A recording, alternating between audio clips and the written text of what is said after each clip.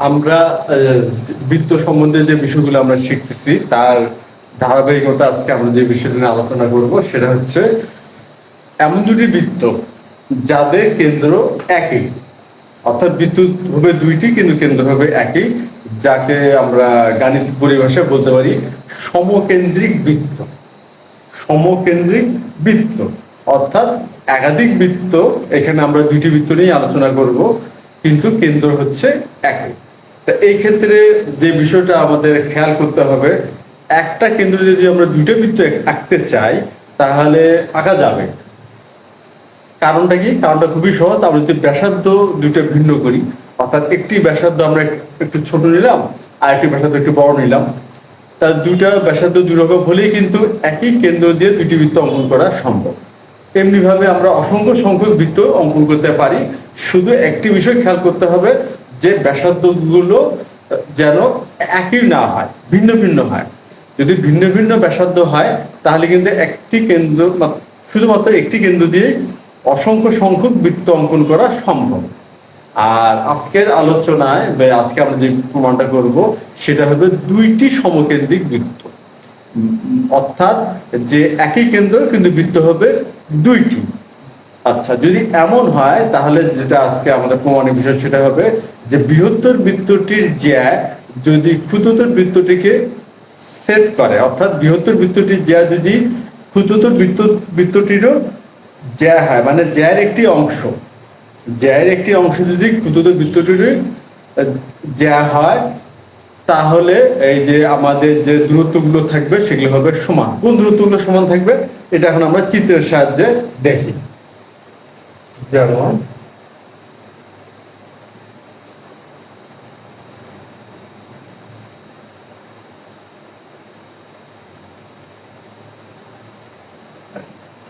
আমরা ধরে নিচ্ছি এটা হচ্ছে সমকেন্দ্রিক দুইটি বৃত্ত, একই কেন্দ্র কিন্তু বৃত্ত হলো দুইটি।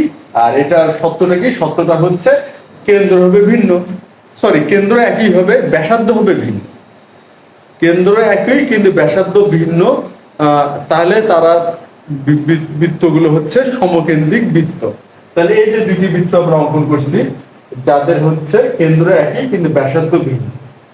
এখন আমরা আলোচ্য বিষয়টা কি হবে? আলোচ্য বিষয়টা হবে এটা বৃহত্তর বৃত্তটির জ্যা, এই বড় যে বৃত্তটি আছে তার জ্যার একটি অংশ যদি ক্ষুদ্রতর বৃত্তটিরও জ্যা হয়।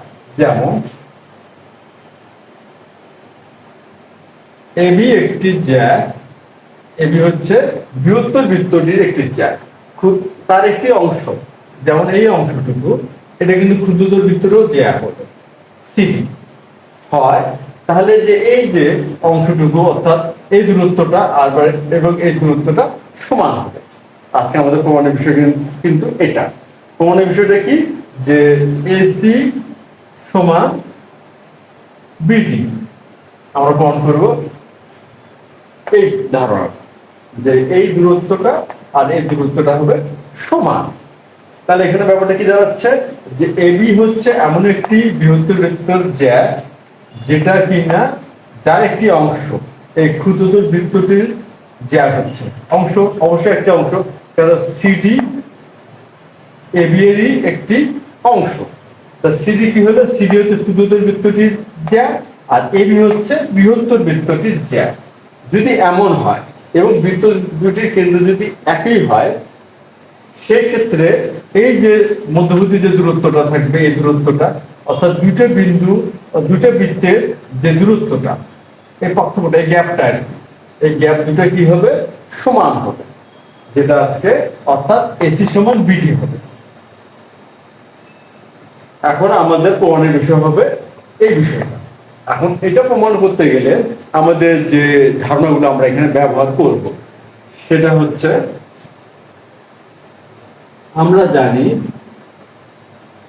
কোন বৃত্তের কেন্দ্র থেকে যদি আমরা জ্যার উপর একটি লম্ব অঙ্কন করি, লম্ব অঙ্কন করলাম, তাহলে এই জ্যাটা সমদ্বিখণ্ডিত হয়। সমদ্বিখণ্ডিত হয় অর্থাৎ এই লম্বের পাদবিন্দুতে সমদ্বিখণ্ডিত হয়। অর্থাৎ এখানে যদি পি কিউ ই এফ, তাহলে পি হচ্ছে কেন্দ্র, তাহলে পি কিউ লম্ব ইএস, অতএব ই কিউ সমান সমান এস কিউ। ই হচ্ছে কি কেন্দ্র, আর ইয়ে হচ্ছে একটি জ্যা, তারপর আমরা কি করছি, পি কিউ একটি লম্ব অঙ্কন করছি। তাহলে এই কিউ বিন্দুতে কি হবে, জ্যাটি সমদ্বিখণ্ডিত হবে, অর্থাৎ ই কিউ সমান এফ কিউ হবে। এটা হচ্ছে আমাদের একটা বা একটা আমরা উপপাদ্য, এইটা আমরা প্রমাণ করছি, এই বিষয়ে আমরা কিন্তু উপপাদ্য প্রমাণ করছি যে এই বিষয়টা ঘটে। এখন এই যে আমাদের যে চিত্রটা বা আমাদের যে প্রমাণের ক্ষেত্রটা, এই ক্ষেত্রে আমরা এই ধারণাটা কিভাবে ব্যবহার করব, খুবই সহজ। প্রথম আমরা কি করব, কেন্দ্র ও থেকে একটা লম্ব অঙ্কন কেটে নিলাম। সাপোজ এটা হচ্ছে ই নিলাম আর কি, ওই এটা নিলাম, ওই একটি লম্ব অঙ্কন করলাম।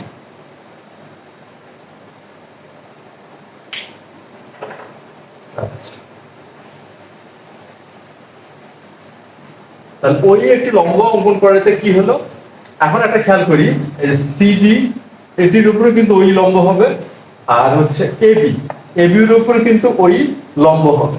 আমরা যখন ক্ষুদ্রতর বৃত্তটা ধরবো, ক্ষুদ্রতর বৃত্তটা, তখন কি হচ্ছে ওই লম্ব সিডি, অর্থাৎ সেক্ষেত্রে সি আর ডি সমান হবে। আর ধরুন আমরা বৃহত্তর বৃত্তটা ধরবো, তখন ওই লম্ব এবি, সেক্ষেত্রে এই সমান বি হবে। খুবই সাধারণ একটা বিষয়, আর একই ধারণাটাই আমরা কিন্তু দুটো বৃত্তের ক্ষেত্রেই ব্যবহার করলাম। একই ধারণা, ভিন্ন কোনো ধারণা নয়। যখন আমরা এই বৃত্তটা নিব, ছোট বৃত্তটা নিব, তখন যা হলো সিডি, তাহলে হবে সি সমান ডি। আর ধরুন আমরা বড় বৃত্তটা নিব, তখন যা হলো এবি, তখন হবে এই সমান বি। এখন বিষয়টা আমরা আরো ভালো মতো বোঝার চেষ্টা করি, আর এটা বুঝতে পারলে কিন্তু আজকে আমাদের যে প্রমাণের বিষয়টা বা প্রমাণটা, সেটা কিন্তু হয়ে যাবে।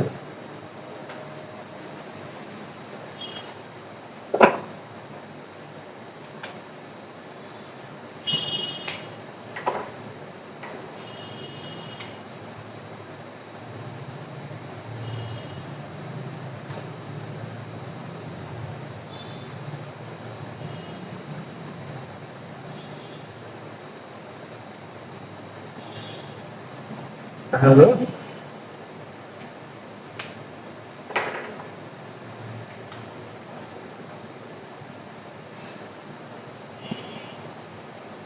বিশেষ নির্বাচন।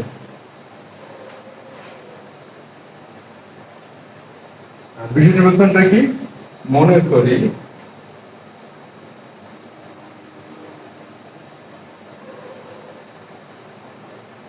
ও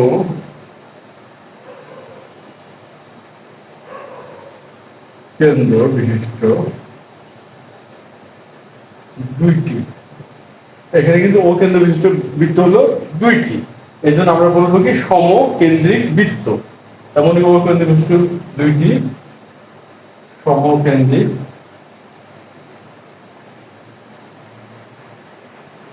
বৃত্ত। আচ্ছা, তারপর হচ্ছে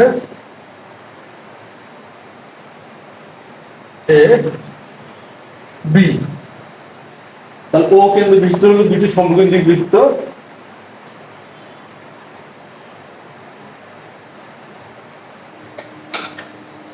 বৃহত্তর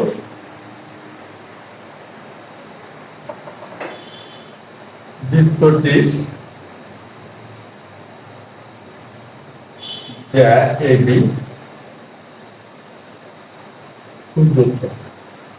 এখন যেহেতু বৃত্ত দুটি সমকেন্দ্রিক, তাহলে অবশ্যই একটি বৃত্ত কি হবে, বড় হবে, আর একটি বৃত্ত ছোট হবে। কেন হবে, কারণটা হচ্ছে কি ব্যাসার্ধ ভিন্ন। একমাত্র সাধারণত বা একমাত্র বা শুধুমাত্র যাই বলি না কেন, যে ব্যাসার্ধ দুইটি ভিন্ন হলেই সমকেন্দ্রিক দুইটি বা ততোধিক, দুই বা ততোধিক বৃত্ত অঙ্কন করা সম্ভব। তাই এখানে যেহেতু আমরা এক কেন্দ্র দিয়ে দুটি বৃত্ত অঙ্কন করছি, তাহলে অবশ্যই ব্যাসার্ধ ভিন্ন। আর ব্যাসার্ধ ভিন্ন হলে কি হবে, একটি বৃত্ত বৃহত্তর হবে আর একটি বৃত্ত ক্ষুদ্রতর হবে। তা এখানে একটি বৃত্ত হচ্ছে বৃহত্তর, একটি বৃত্ত হচ্ছে ক্ষুদ্রতর। আর বৃহত্তর বৃত্তের যে হলো এবি, বৃহত্তর বৃত্তটির যে এবি, যেটা কিনা ক্ষুদ্রতর বৃত্তটিকে কি করলো, সি আর ডি,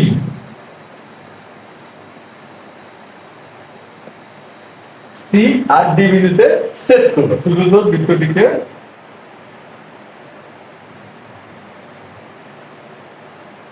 সি এবং ডি বিন্দুতে সেট করে,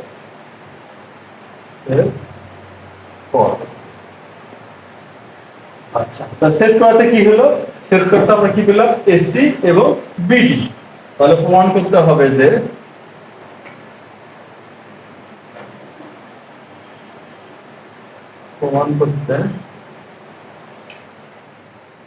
যে এসি সমান বিডি। আমরা প্রমাণ করবো কি, এসি আর বিডি সমান। এটা হচ্ছে আমাদের আজকের প্রমাণের বিষয়। এখন আমাদের এর প্রমাণের জন্য লাগবে অঙ্কন। অঙ্কনটা খুব জটিল কিছু না, যে ও হতে ওই আমরা একটা লম্ব অঙ্কন করি, অর্থাৎ ওই লম্ব সিডি, অথবা আমরা এই অথবা শব্দটা অতিরিক্ত ব্যবহার করতেছি এই কারণেই যে ওই শুধু সিডির উপরে লম্ব নয়, এবির উপরেও লম্ব, কারণ সিডি আর এবি হচ্ছে একই রেখাংশ। তাহলে অথবা ওই লম্ব এবি অঙ্কন করি। এখন হচ্ছে প্রমাণ। এখন প্রমাণটা কিভাবে করা যাবে? প্রমাণটা হচ্ছে আমরা যে ধারণার আলোচনা কিছু আগে করলাম, যেটা হচ্ছে কিনা যে কেন্দ্র থেকে জ্যার উপরে লম্ব অঙ্কন করলে ওই জ্যাটা সমদ্বিখণ্ডিত হয়।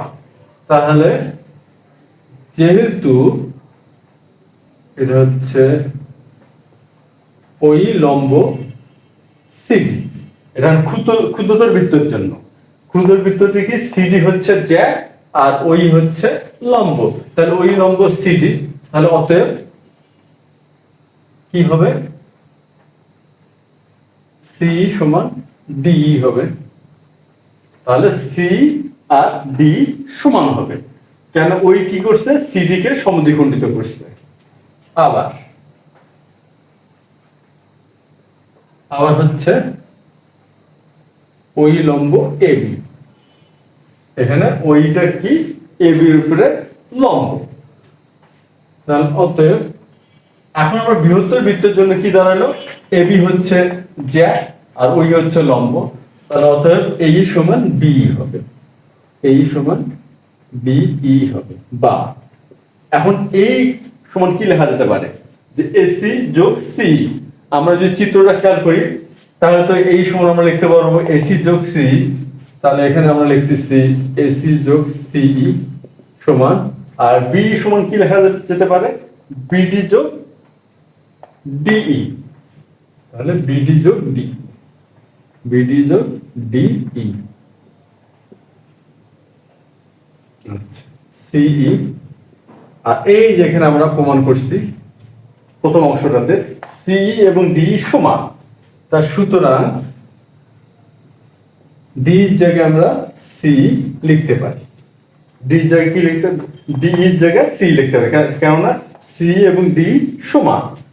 উভয় পক্ষ থেকে সমান সমান অংশ যদি আমরা বাদ দিয়ে দিই, যদি দুই পক্ষে সি আছে, পক্ষ পরিবর্তন করলে মাইনাস 0 হয়ে যাবে, বা দুই পক্ষ থেকে আমরা বাদ দিতে পারি। এটাকে যোগের বর্জন বিধি বলে। সমাধানের পদ্ধতিতে যোগের বর্জন বিধি অনুযায়ী আমরা দুই পক্ষ থেকে সমান সমান অংশ বাদ দিতে পারি। সুতরাং হয়ে যাচ্ছে এসি সমান বিডি। তাহলে এসি সমান বিডি হলো আজকে আমাদের যে প্রমাণের বিষয়, এসি সমান বিডি, সেটা কিন্তু প্রমাণ হয়ে গেল। প্রমাণটা খুবই সহজ একটি প্রমাণ, আর এবং শুধুমাত্র একটি ধারণার উপরে প্রমাণটা কিন্তু হয়ে যাচ্ছে, যে কোনো বৃত্তের কেন্দ্র থেকে ব্যাস ভিন্ন কোনো জায়গার উপর অঙ্কিত লম্ব ওই জায়গাকে সমদ্বিখণ্ডিত করে।